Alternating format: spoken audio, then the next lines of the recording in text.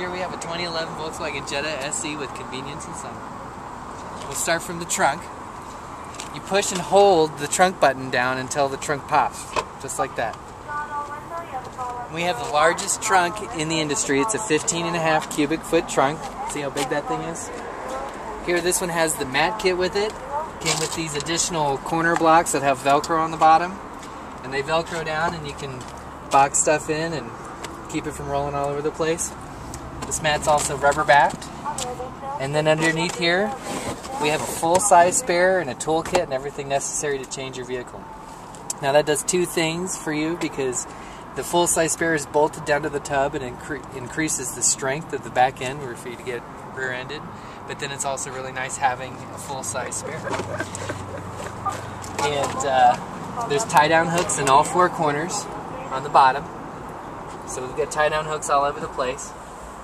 Now if you want to fold your seats down, all you need to do is pull these guys right here. And you can reach in there and push them down. And there you go. Look at all that room. Now, in the Advent, you actually get locked in the trunk. There's a safety release on the inside here. It also glows in the dark, so you can let yourself out of the trunk. And then there's these nice grab handles right here, too, where we can grab the trunk from the inside, whip it down and shut it. We don't have to touch the back, which typically gets really dirty. So now on the Jetta, the gas door here is really easy to operate. Once the car is unlocked, you can just push it and open it and get to your gas. Now, the gas cap has these little grooves on it right there, so you can actually just hang it right on the door, and you kind of have to get that guy position right. But anyways, it keeps it out of the way and it's not dangling around and hitting your paint and everything. And then, like I said, when the car's locked, this is locked as well. So as soon as you open up and get out, there you go, you're unlocked. You have these beautiful 16-inch alloy wheels with all-season tires. Here we go in the back, and let me go ahead and put these back up. So, tremendous amount of rear leg room. The new Jetta is 3 inches longer than the previous model. And there's actually not a mid-size car in our class that has the same amount of rear leg room. So if you see, this seat is all the way back here, and I still have a few inches between my knees. And then we also have this nice center armrest here, so we can get all comfy and cozy back here with cup holders in it. And there's a 12-volt power outlet right there, and an unlock and lock button for the rear passengers so they can let themselves out if they want. There's also a center pass-through that we can access from the front here. So if you want to put 2x4s or skis or whatever you like through there. And then you see there's also 3 headrests for everybody. And now these cars are all set up for the latch system, which is the child safety seat system, where it's got the metal anchors, and you can see that there's the little tabs right there for to signify. And if you look down in there, there's actually a metal bracket right there. So, and then the top tethers are actually up here. And there's a little, can you see that? There's a little guy. So that's the top anchor. There you go. For your child safety seat. It's called the latch system. Now, the door locks, you know, you got the child lockouts. So you actually have to use the key to operate those, and you stick the key in there and turn it. And now it won't open from the inside, you got to open it from the outside. Because kids are smart and they figure out those little levers are what unlock the cars. But notice too how wide these sills are right here. So like this car is very beefy, it's a top safety pick. So you've got really wide sills, a very thick door as well. So like the size and mass of that door. And then also notice how this door skin is actually stamped out of one piece of metal. So there's no break in it where they've welded pieces together to make one door. So our doors are a lot stronger than others. And then the size of this V-pillar here is really massive. So the car is very stout. And I always like to do this. These doors hold an additional 200 pounds. Ooh! Hang on them. From this angle. Yeah, you do it again. You're like, ah! So Volkswagen welds and bolts their doors on. And then also, if you look at this top seam right here, so you want to follow the seam right here. This is what they call laser seam welding. You might have to get it from the front here and look. So back it up a little bit so you can see. Alright, yeah, see this seam right here is what they use laser seam welding. And it's just the difference between like a zipper up jacket and a button up jacket. This is a lot more durable and strong. You'll notice a lot of other manufacturers have a black piece of trim going down there to cover up their ugly spot welds. So all of our seats in the front are height adjustable right here with this lever right here. See, it's got like a pump action to it. And then even the seat belts are height adjustable as well right here. So you can move those up and down. And you wouldn't think that's a safety feature, but the better position the driver is in to, you know, be able to maneuver in any situation, the better opportunity you have of avoiding an accident. So Volkswagen also has 6 airbags, standard. You have the 2 front airbags, one that comes out of the dash and one that comes out of the steering wheel. You have 2 side airbags, so you want to show them this guy, so an airbag that comes out of the seat right there. And we also have curtain airbags that cover up the side windows. So you've got one big airbag that'll come out of the headliner and cover up, you know, from end to end here. Now, if any airbag is deployed in an accident, Volkswagen has the Intelligent Crash Response System, or ICRS. And what happens is the hazard lights are turned on, the doors unlock, the fuel pump is disconnected or turned off, the starter is disconnected from the battery, and the interior dome lights come on. So we're the only vehicle manufacturer in our class of vehicles that has anything like that. Also, our seat belts, we have recoiling seat belts, so if you're sitting in there and you get forward, it'll actually pull you back into the seat so the airbag doesn't open up in your face. And the steering wheel is also telescoping and will shoot back a little bit, so that gives you a little extra room for the airbag. Notice that we have nice turn signals here on the side. So really bright lights, and they get out there above, you know, so if you're changing lanes, people on the side can see you. And they are breakaway mirrors as well, so if somebody hits the mirror, it'll break away and might save you the cost of replacing that. Our windshield wipers are aerodynamic, so no matter how fast you go, they stay on the windshield. And notice how there's no washer nozzles up top. So our washer nozzles are actually located underneath there, and they're heated as well, so they won't freeze up while you're driving down the road in bad weather. Now, so I've gone ahead and popped the hood. You just pinch the middle here, and then you have a prop rod right here. You know, and the nice thing about this guy is that it'll never wear out. It'll always be there, always be dependable. We used to have a strut there, but people will complain that over time it would wear out and they'd have to spend $50 on a strut. So we have a battery cover to shield the battery from, you know, the extreme heat of the engine to help increase the life of the battery. And notice how most everything is on the right side here. We've got our washer fill, radiator fluid, our engine fill, and then even our gas cap is located on the right side. Because if you break down on the side of the road, you don't want to be on the traffic side. In Germany, you know, they've got the Autobahn and 911's going by at 220 miles an hour, so they try to do everything from the right side of the car as much as possible. But pretty simple. This is a 170 horsepower 5-cylinder engine, and it has 177 pound-feet of torque. And so this is a really stout, economical engine that's got a lot of power and gets good fuel economy. It also has a timing chain, so there's no timing belt to replace at 100,000 miles. So that's always nice if you plan on putting 300,000 miles on a car. It's in there for the life of the engine. There's also a dust and pollen filter located in the dash that filters the air coming out, you know, from outside in. So it filters out 99% of dust and pollen. And then also notice how, like, you can actually get to your headlight bulbs. So if you had to change your headlight bulbs, you don't have to remove like 5 covers to get to them.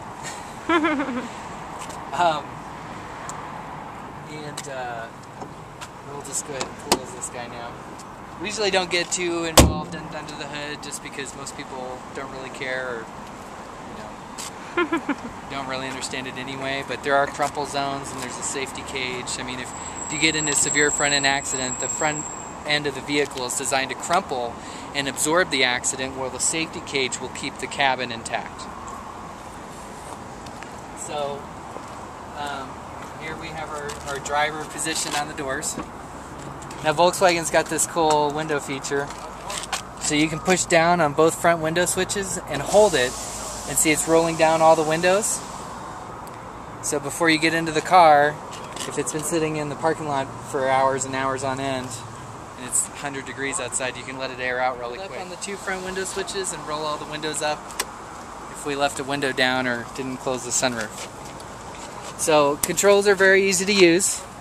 This mirror switch here, you actually just position that to L, which means left, and you move the whole switch up and down and left and right. And then if you wanted to heat the mirrors, you would push it forward here and that'll heat the mirrors. And then back to off. Lock and unlock is pretty simple. Every window and every switch is one touch down and up. So we have a one touch feature with both down and up. And then they also have pinch protection too. Ah! So if it rolls up on somebody's fingers, it won't hurt them. Now be careful when you're showing this though, because if it doesn't work in automatic mode, it won't have pinch protection. So if you do it a couple of times like this, and so we can go one more time, and then it's probably not, see how it's not working with the one touch? That time, you don't want to roll your fingers up in there, because you will pinch somebody's fingers. So what you do to reset it is by going all the way down, and all the way back up, holding the switch, and that resets the system, and now it'll work in one touch mode and have pinch protection. Like just like that. So, why don't you go ahead and sit in there, and I will get in the passenger side. Oy.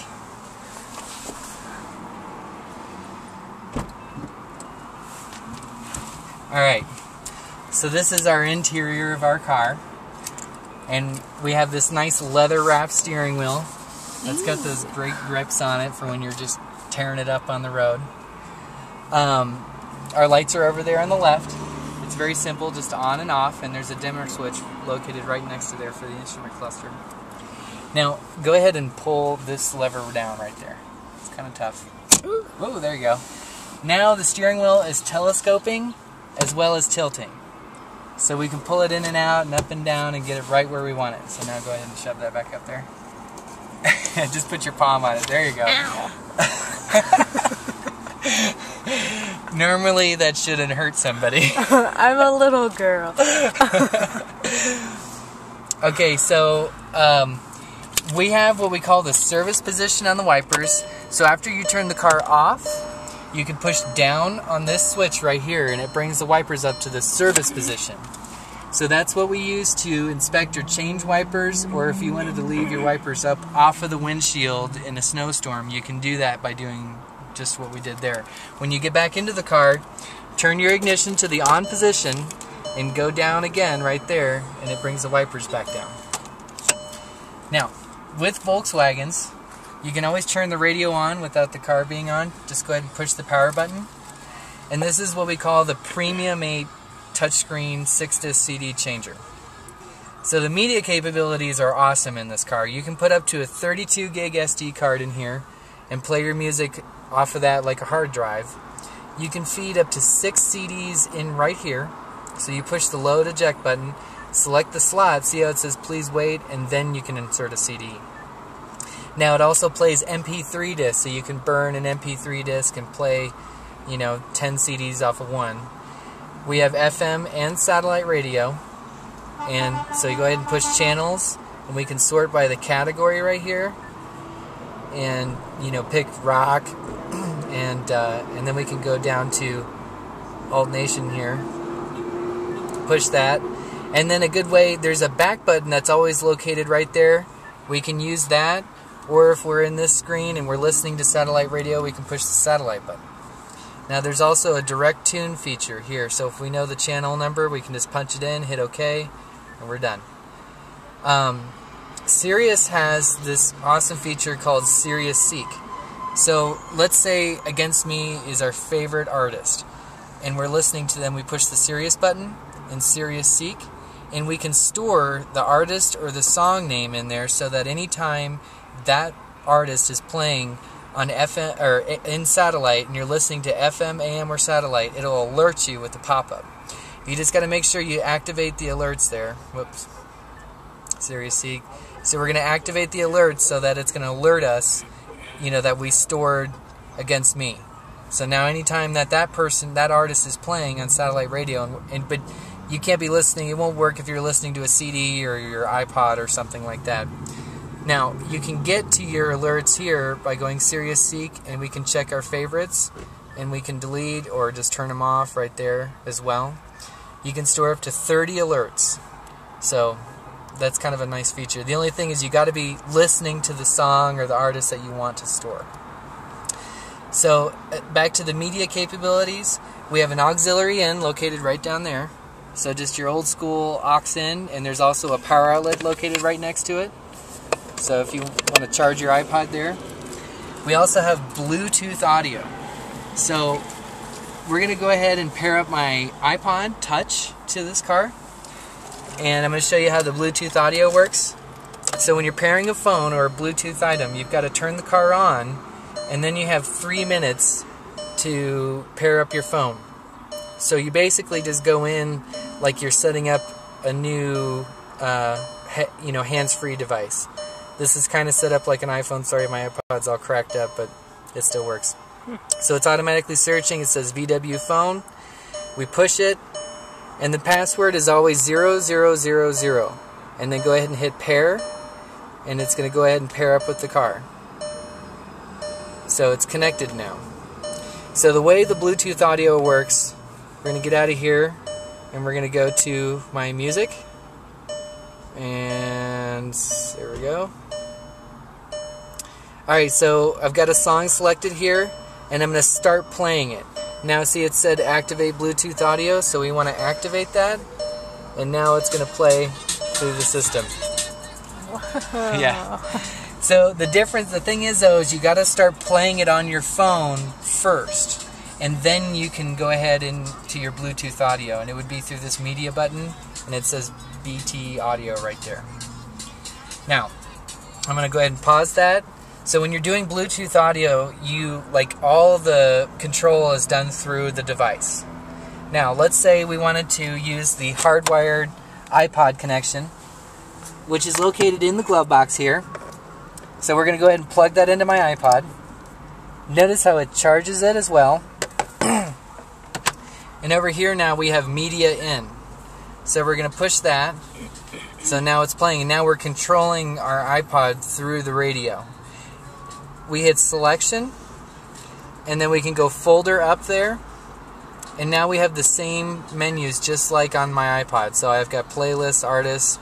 I can sit there and sort by artists, and let's say I see, one artist I just want to play everything I have. I can just hit the play button, or I can go in there and then look at the album, and then go even further, just like an iPod. So just keep in mind that back button will take us straight back to the main screen. If we wanted to go back in our iPod, we hit the folder up button there on the left. And we just keep on going here. So, pretty simple to use, but that's one of the best features. So, I'm going to go ahead and put it back on satellite. Take my iPod out because I always leave them in cars. Alright. Now in the glove box here we have change holder right here. So we've got where we can put some change in. We can put a nice pen right here. And we can put like a gas card or a parking card right here. If you have like an access card to get into your building or anything like that. We'll go ahead and turn this off right down. Now FM, pretty simple to use. What's kind of neat here is we have an actual tune button. and then it looks like an old school radio, and we can take that guy and drag it down, and then we can fine-tune with this right dial here. So, and then let's say we wanted to store a station, so 93.3. We're going to go ahead and just push the button we want to put it on and hold, and it dings and lights up, and then now it's set to preset 12.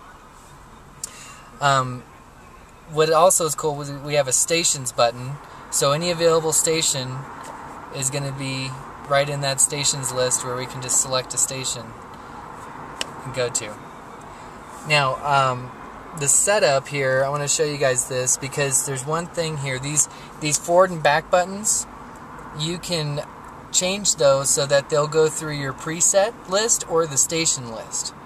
So now, when we're in FM, and I push this guy, it's going to seek.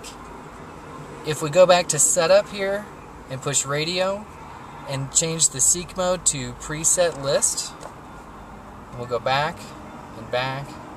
Now it's going to go through our presets. See how it's jumping around like that? And we're in those presets. So you've got these guys right here. Also, if you notice on the steering wheel, we have a forward and back button and a volume control right here. So you can do all that while you're driving down the road and not have to be looking over here. You can just skim through. Now if you wanted to fast forward and you're listening to something, you can push and hold that and it'll be a fast forward. Or you can just one touch and it'll be a skip. So now, let's go over here. So we have a voice control button. Main menu. Help. Help. To call a contact, say for example, call John Smith at home. You can also say, dial number, redial, music, or further options. To stop the dialogue at any time, say cancel. Cancel. So if you forget how to use voice dialing, you can always push the microphone button and just say help. Now when you're trying to show somebody that you can't interrupt the lady, it really pisses her off. No, I'm just kidding. She just won't listen to you. You have to wait for the little beep, little tick at the end, and then you can talk and you can say help. You can say call John Smith at home. You can say redial. You can say music, and it'll activate the Bluetooth audio. But try it out. Push help. Say further options. See what all you can actually do with that. So back to our dash here. We have a digital gas gauge now. And see how it has a little arrow pointing to the right of the gas can? I don't know if you can see that or not. You can probably see that. Yeah. So that's telling us that the gas fill is on the right side. And then we also have the outside temperature and the time.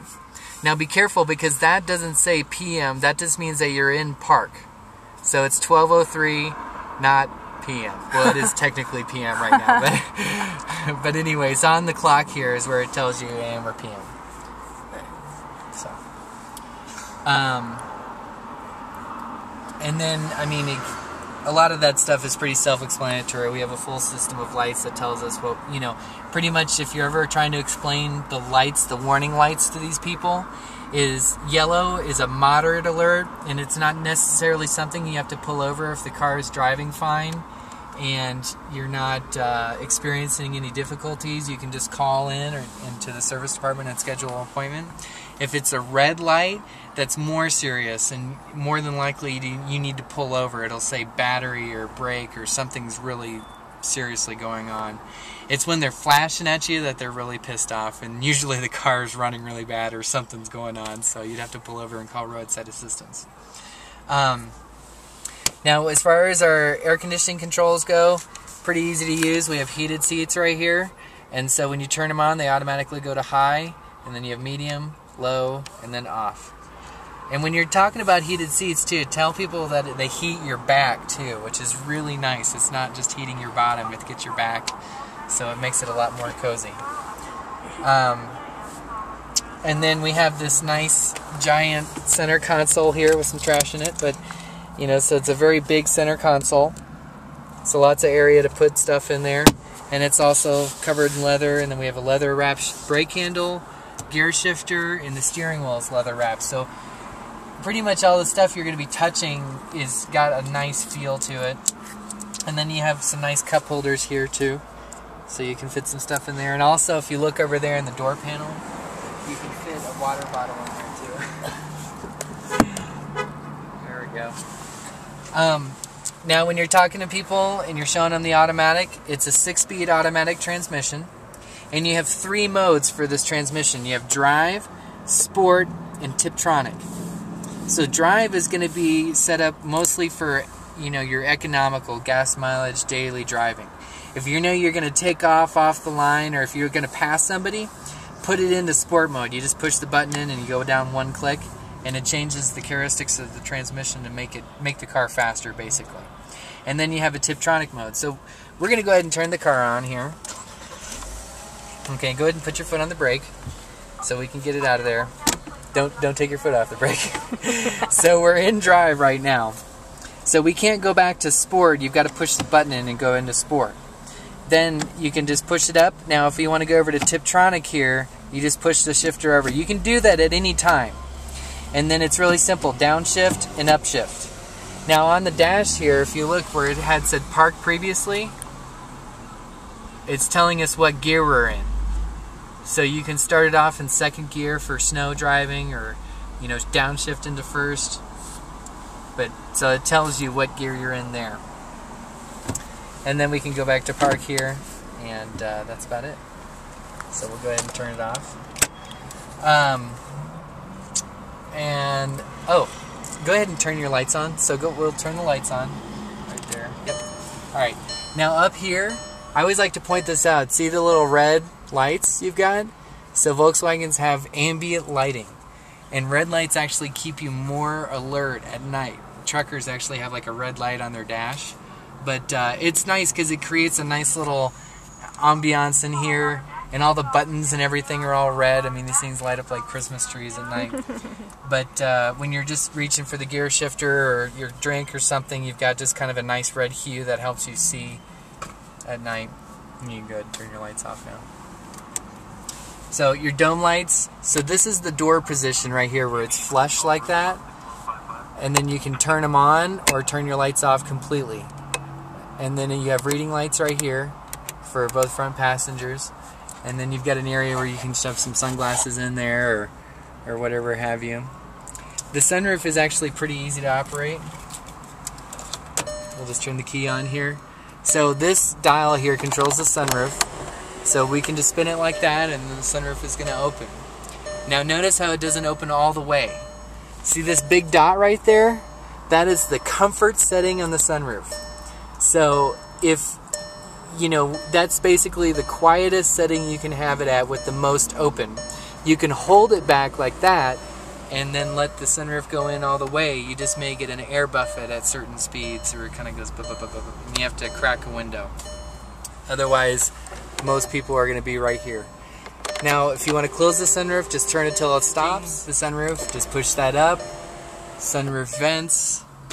There you go. Very easy. Also notice though up here how you have vents in the shade, so you can leave this closed and still get air through that vent. And then if you want to close the sunroof, just pull that down like that. Voila, it shuts. Also, so now even these, just leave it to the Germans for the engineering. These guys have gel packets in them to make them glide back instead of just flopping back, which, I don't know, some people really like it and some people like it care less, but there you go. And trying to think here, air conditioning controls are pretty easy. So you've got your temperature right here, your fan speed, right is right at you right here, down is down at your feet. You can be anywhere in between, and then you have the feet and defrost, and then just straight up defrost right there. So that's your rear window defroster, and then if you want the air to recycle, you push that button as well. Setting the clock. This is probably important because you wouldn't know. Okay, so you see how the clock says 12:11 right now? If we push this button right here, it's going to make that guy blink, and then we can push this guy to make it go up one. So like if this says 12:11 a.m. and we needed to say p.m., you would go through You can go all the way through and back around to 12 where it would say PM there. So, and then you just push that to toggle between those, and then when you're done setting your time, you just push that guy a couple of times and then it's all closed out. I don't know, cruise control, pretty easy to work. Just turn it on right here, and then we can push this bottom button here to set, and then we have a resume and plus and minus speeds, and then you can cancel like that or just turn it off.